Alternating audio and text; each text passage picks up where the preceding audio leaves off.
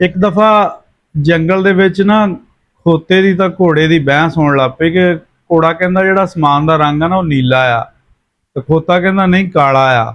ਉਹਨਾਂ ਦੀ ਬਹਿਸ ਵੱਧ ਗਈ ਤੇ ਉਹਨਾਂ ਨੂੰ ਸ਼ੇਰ ਕੋਲ ਜੰਗਲ ਦੇ ਬਾਦਸ਼ਾਹ ਕੋਲ ਜਾਣਾ ਪੈ ਗਿਆ। ਉੱਥੇ ਜਾ ਕੇ ਉਹਨਾਂ ਨੇ ਆਪਣਾ ਸਵਾਲ ਰੱਖਿਆ ਕਿ ਜੀ ਤੁਸੀਂ ਸਾਡਾ ਫੈਸਲਾ ਕਰੋ ਕਿ ਆਸਮਾਨ ਦਾ ਰੰਗ ਨੀਲਾ ਹੈ ਜਾਂ ਕਾਲਾ, ਕਿਉਂਕਿ ਖੋਤਾ ਕਾਲਾ ਕਹਿ ਰਿਹਾ ਤੇ ਮੈਂ ਨੀਲਾ ਕਹਿ ਰਿਹਾ ਹਾਂ।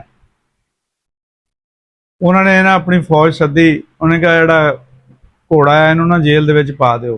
ਤੇ ਘੋੜੇ ਨੇ ਬੜਾ ਇhtਜਾਜ ਕੀਤਾ, ਉਹਨੇ ਕਿਹਾ ਬਾਦਸ਼ਾਹ ਸਲਾਮਤ, ਮੈਂ ਸੱਚਾ ਵੀ ਹਾਂ ਤੇ ਮੈਨੂੰ ਫਿਰ ਜੇਲ੍ਹ ਵਿੱਚ ਪਾਤਾ, ਇਹ ਝੂਠਾ ਆ, ਇਹਨੂੰ ਕੁਝ ਵੀ ਨਹੀਂ ਕਿਹਾ। ਉਹਨੇ ਕਿਹਾ ਤੇਰਾ ਕਸੂਰ ਇਹ ਹੈ ਕਿ ਤੂੰ ਇੱਕ ਖੋਤੇ ਦੇ ਨਾਲ ਬਹਿਸ ਕੀਤੀ। ਅਸੀਂ ਹੁਣ ਸੋਸ਼ਲ ਮੀਡੀਆ ਤੇ ਕੰਮ ਕਰਦੇ ਹਾਂ, ਬਹੁਤ ਸਾਰੇ ਜਿਹੜੇ ਨਾ ਇਦਾਂ ਦੇ ਲੰਡੇ ਦੇ ਫਿਲਾਸਫਰ ਆਉਂਦੇ ਆ ਕਿ ਐਵੇਂ ਕਿਸੇ ਗੱਲ ਨੂੰ ਲੈ ਕੇ ਨਾ ਉਹ ਸਾਰੀ ਸੋਹਣੀ ਗੱਲ ਨੂੰ ਛੱਡ ਕੇ ਵਿੱਚੋਂ ਇੱਕ ਪੁਆਇੰਟ ਲੈ ਕੇ ਐਵੇਂ ਬਹਿਸ ਕਰਨੀ ਸ਼ੁਰੂ ਕਰ ਦੇਣਗੇ। ਸਾਨੂੰ ਵੀ ਚਾਹੀਦਾ ਕਿ ਅਸੀਂ ਜਿਸ ਗੱਲ ਦਾ ਜਵਾਬ